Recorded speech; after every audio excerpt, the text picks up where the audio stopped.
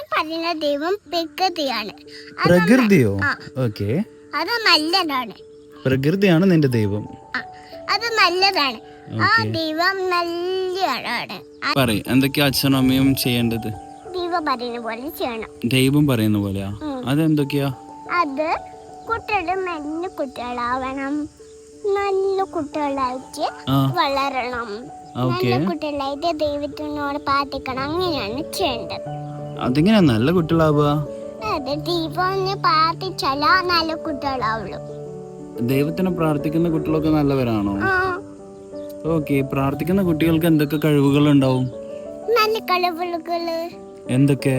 നല്ല കഴിവുകള് പറയോ, എന്തൊക്കെ കഴിവുകളാ ഉണ്ടാവും? അത് ദൈവം നമുക്ക് ഇങ്ങനെ നമ്മൾക്ക് കാല് വീണാല് പൊട്ടിയാല് എല്ലാം നമുക്ക് ദൈവം രക്ഷിച്ചു. ഓക്കെ, പിന്നെ നമ്മളെ ഇല്ലേ അമ്മ കലിമ്പിയാൽ നമ്മളോട് ദൈവം ബാധിച്ച ദൈവം നമ്മളെ അമ്മേനെയാണ് ദൈവം കലമ്പുക. അതായത് അമ്മ നിന്നെ കലമ്പിയാല് ദൈവം അമ്മേനെ കലമ്പു. പിന്നെ വേറെ എന്തൊക്കെയാ? പിന്നെ വേറെ എന്തൊക്കെയാണ് അറിയോ? ദൈവം വേറെ എന്തൊക്കെയാ ചെയ്യുന്ന അറിയോ? എന്താ? ദൈവം ഇല്ലേ നമ്മളെ എടുക്കാൻ വരൂല, നമ്മളെ പാർട്ടികളും എന്നിട്ട് അതെല്ലാം ദൈവം കാണും. അതെല്ലാം ദൈവം ഇങ്ങനെ അതെല്ലാം ദൈവം ചെവിയിൽ കാണും. അതെല്ലാം ദൈവം ചെവിയിൽ ഷോണ്ട് കേൾക്കും. എന്നിട്ട് നമ്മളോട് ദൈവം പറയും നല്ല കുട്ടിയാവണം.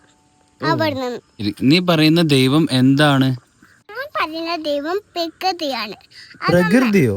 ഓക്കെ, അത് നല്ലതാണ്. പ്രകൃതിയാണ് നിന്റെ ദൈവം.